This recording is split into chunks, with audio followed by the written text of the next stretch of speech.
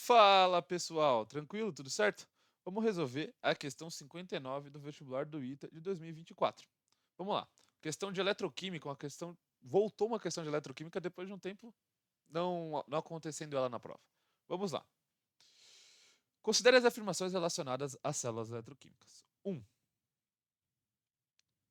O potencial padrão de uma célula eletroquímica é diretamente proporcional à variação da energia livre de Gibbs? Cara, vamos lá.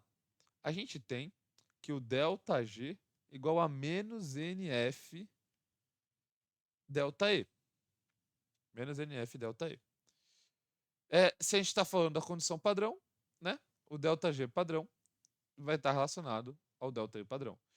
E assim, se você falar em módulo, tá correto.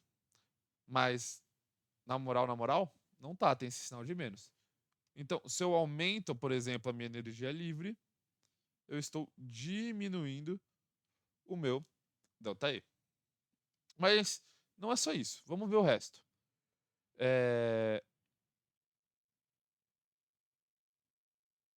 Cadê? E está falando que é inversamente proporcional à constante de equilíbrio. Bom, pela equação de Nash, a gente tem que o ΔE é igual a ΔE no padrão menos 0,059 sobre N log do quociente racional. Quando a gente está em equilíbrio químico, esse quociente vira nossa constante de equilíbrio, esse ΔE vai a zero, e aí a gente vai escrever que o ΔE na condição padrão, ou seja, o potencial padrão de uma célula eletroquímica, é igual a 0,059 sobre N log da constante de equilíbrio. Aí, daqui a gente vê, se eu aumento a minha constante de equilíbrio, eu aumento meu ΔE. Se eu aumento a constante de equilíbrio, eu aumento o ΔE.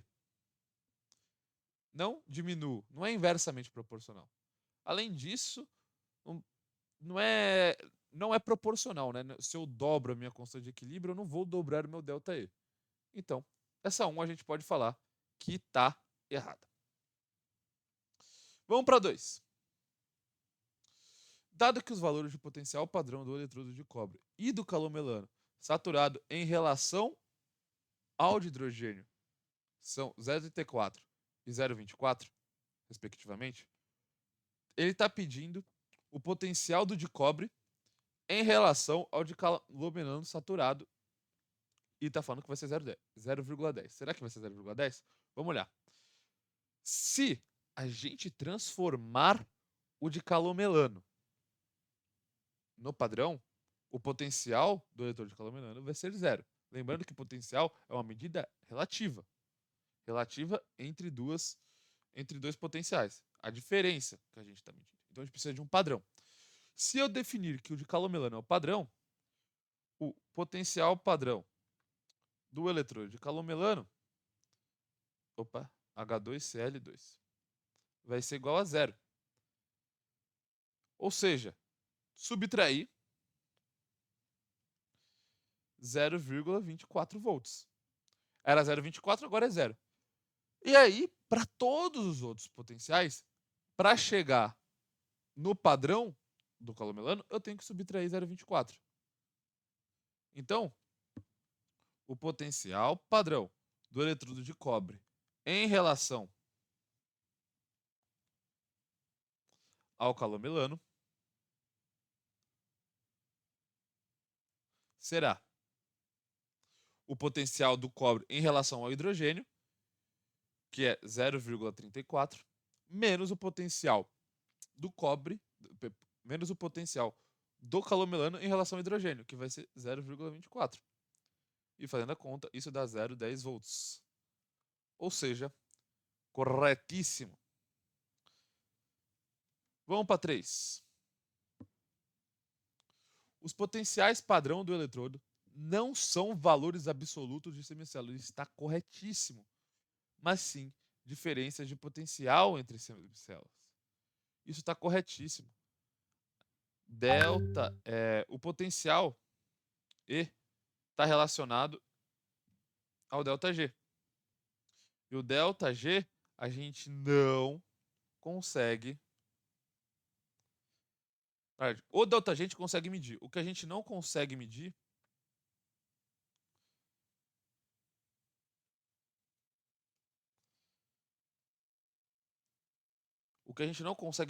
é a energia livre, assim como entalpia, assim como energia interna, assim como entropia a gente consegue, na verdade. Mas entalpia, energia interna e energia livre, a gente não consegue medir o valor, a gente só consegue medir a variação.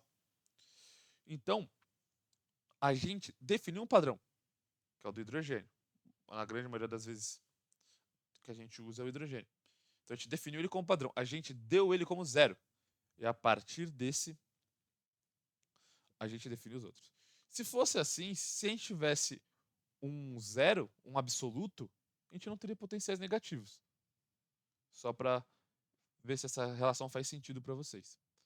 E aí, por fim, item 4. O cátodo de uma célula galvânica torna-se o anodo quando essa célula passa a operar como célula eletrolítica. Correto. Correto. A gente está falando de uma pilha. A pilha ocorre naturalmente, ou seja, o cátodo vai reduzir e é o polo positivo e o anodo vai oxidar, polo negativo. Quando a gente pega e coloca uma corrente para transformar esse elemento galvânico, essa pilha, em uma célula eletrolítica, a gente está invertendo o sentido da corrente. A gente está invertendo o sentido da corrente. Como a gente está invertendo o sentido da corrente, o cátodo vai virar o anodo. Porque, ao invés de acontecer uma redução ali, vai começar a acontecer uma oxidação. Mas ali não vai deixar de ser o polo positivo da pilha. O polo positivo da pilha continua sendo o polo positivo. E, no que era o anodo da pilha, onde acontecia a oxidação, agora vai acontecer a redução. Agora que está acontecendo a redução, ele vira o cátodo. Beleza? Então, cátodo. Nossa senhora. Cátodo vira anodo. E anodo vira cátodo. Ocorre sim a inversão. É como se a gente estivesse invertendo. Eu só coloquei aqui e a gente está invertendo o sentido da corrente. Como a gente inverte o sentido da corrente, vai mudar aonde reduz e aonde oxida. Então, está correta a primeira parte. E aí, ó, embora a redução sempre ocorra no cátodo, isso aqui está correto. E a oxidação sempre ocorra no anodo. Está corretíssimo. Não tenho o que falar. Então, corretas estão 2, 3 e 4. Estou até com o cabeção aqui na frente. Né? Corretos são 2, 3 e 4. Letrinha D. Beleza? Bom, pessoal, valeu e até a próxima.